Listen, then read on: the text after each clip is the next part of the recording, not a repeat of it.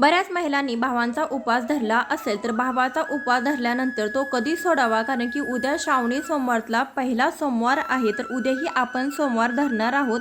तर उद्या सोमवारचा उपवास धरायचा, मग आजचा उपवास कधी सोडायचा, कारण की भावाचा उपवास हा दुसऱ्या दिवशी नागपंचमीला सोडला जातो. तर याबद्दलची परिपूर्ण माहिती तुम्हाला या व्हिडिओमध्ये मिळेल, त्यासाठी व्हिडिओ शेवटपर्यंत नक्की बघा.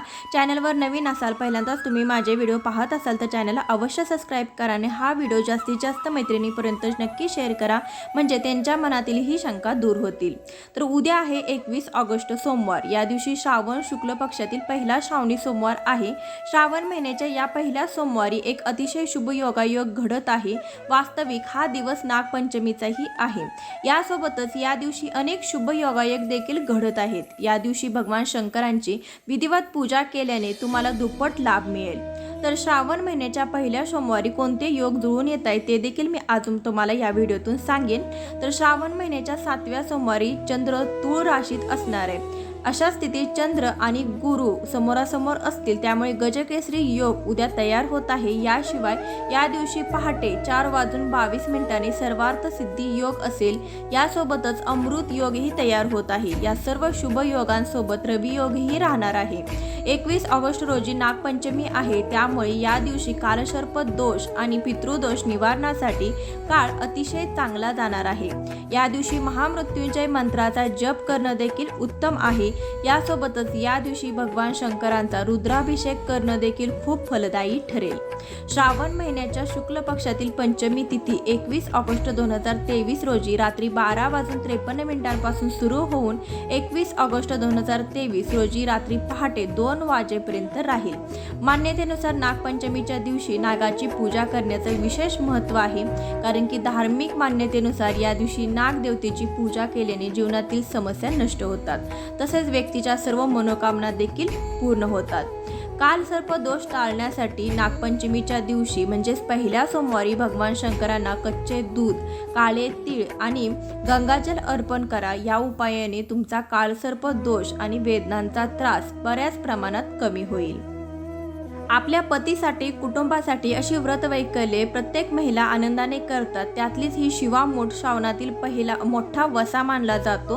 तर प्रत्येक महिलाने ही शिवामूठ वाहावी. उद्या पहिला सोमवार आहे. पहिली शिवामूठ म्हणून तांदूळ वाहण्याची प्रथा आहे. पहिल्या सोमवारी, श्रावणी सोमवारी तांदळाची शिवामूठ वाहताना तुम्ही एक मंत्र म्हणायचा आहे, तो असा की शिवा शिवा महादेवा, माझी शिवामूठ ईश्वरा देवा, सासू सासरा दिरा भावा, ननंद जावा भाता भद्रवा, नावडतीची आवडती कर रे देवा, असं म्हणत महादेवाची मनोभावे पूजा करायचे. शक्यतो या दिवशी उष्ट अन्न खाऊ नये. सायंकाळी आंघोळ करून तुम्ही महादेवाला बेलपत्र वाहू शकता. सोमवार हा भगवान शिवाला समर्पित असल्याने आणि नाग भगवान शिवांचे भक्त असल्याने सोमवारी येणारी नागपंचमी अत्यंत शुभ मानली जाते. नागपंचमीच्या दिवशी नागदेवता आणि भगवान शंकराची पूजा केल्याने सर्पदोष आणि अकाली मृत्यूचा धोका टळतो.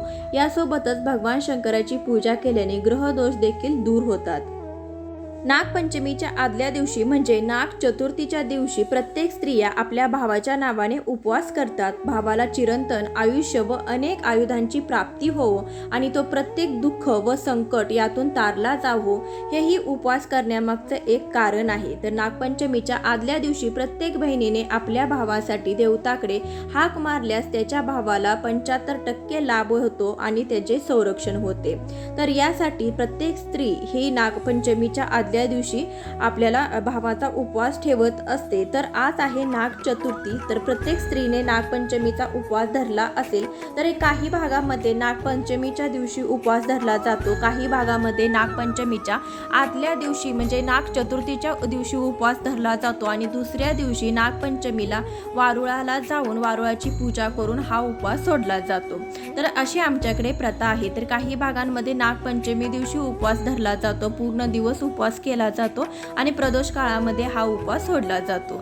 तर प्रत्येक भागानुसार, निरनिराळ्या भागानुसार पद्धती, सणवार हे बदलले जातात. तर सणवार तेच असतात, परंतु करण्याची छोटी मोठी पद्धत त्यामध्ये इकडे तिकडे होत असते. तर आमच्या भागामध्ये आदल्या दिवशी उपवास धरला जातो, नागपंचमीच्या दिवशी उपवास सोडला जातो.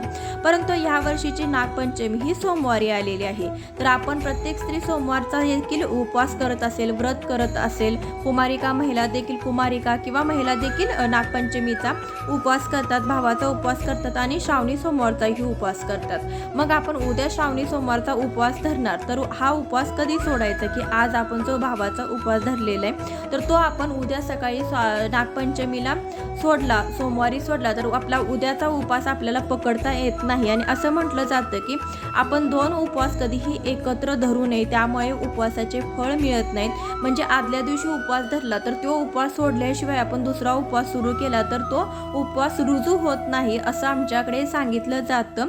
तर वयोवृद्ध माणसं अशी सांगतात की पहिला उपवास सोडल्यानंतरच दुसरा उपवास धरायचा असतो, तेव्हाच तो उपवास रुजू होतो। तर उद्या आहे सोमवार आणि सोमवारचा उपवास आपण सगळेजण धरणार आहोत। तर नागपंचमीचा आजचा उपवास आपण कधी सोडायचा, तर उद्या वारुळाला जाऊन उपवास सोडला तर आपल्याला सोमवारचा उपवास धरता येणार नाही। आणि श्रावणी सोमवार हा वर्षातून एकदाच येतो आणि आपण त्याची आतुरतेने वाट पाहत असतो। तर इच्छापूर्तीसाठी अनेक मनामध्ये नवस वगैरे सांगून काही जण सोमवारचे व्रत करत असतात।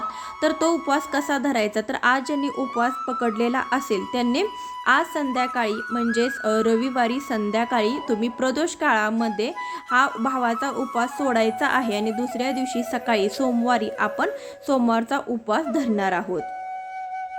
प्रदोष काळ म्हणजे संध्याकाळी सूर्यास्तानंतर 1.5 तासाचा अवधी, तर सूर्यास्त झाल्यानंतर तुम्ही 1.5 तासाच्या आत हा उपवास सोडायचा आहे। आजचा उपवास नागपंचमीचा उपवास सोडायचा आहे आणि दुसऱ्या दिवशी तुम्ही श्रावणी सोमवारचा उपवास करू शकता। तर श्रावणी सोमवारचाही उपवास संध्याकाळी आमच्याकडे सोडला जातो, संध्याकाळी सूर्यास्तानंतर हा उपवास सोडला जातो। हा उपवास दुसऱ्या दिवसापर्यंत पकडला जात नाही। तर तुमच्या पद्धतीनुसार, तुमच्या गावात जशी पद्धत आहे त्या पद्धतीनुसार तुम्ही उपवास सोडू शकता। पण यावर्षी दोन्ही एकत्र आलेले आहे, तर त्यासाठी आमच्या इकडे हा उपवास संध्याकाळी सोडला जाणार आहे आणि दुसऱ्या दिवशी सोमवारचा उपवास श्रावणी सोमवारचा उपवास केला जाणार आहे। तर या पद्धतीने देखील तुम्ही उपवास करू शकता। संध्याकाळी प्रदोष काळामध्ये देवपूजा करून तुम्ही ही जो भावाचा उपवास पकडलेला आहे तो तुम्ही सोडू शकता। तर नाग चतुर्थीच्या दिवशीही काही जण वारुळाची पूजा करतात, तर आज देखील तुम्ही वारुळाची पूजा करू शकता किंवा तुम्ही उद्या नागपंचमीच्या दिवशी वारुळाची पूजा करू शकता। परंतु आजचा भावाचा उपवास आज संध्याकाळी सोडला तरीही चालेल, कारण की आजचा उपवास आपण प्रदोष काळामध्ये सोडून दुसऱ्या दिवशी आपण उपवास श्रावणी सोमवारचा उपवास करणार आहे। ज्यांचे 2 उपवास आहेत, उद्या श्रावणी सोमवारचाही उपवास आहे, त्यांनी अशा पद्धतीने उपवास सोडू शकता।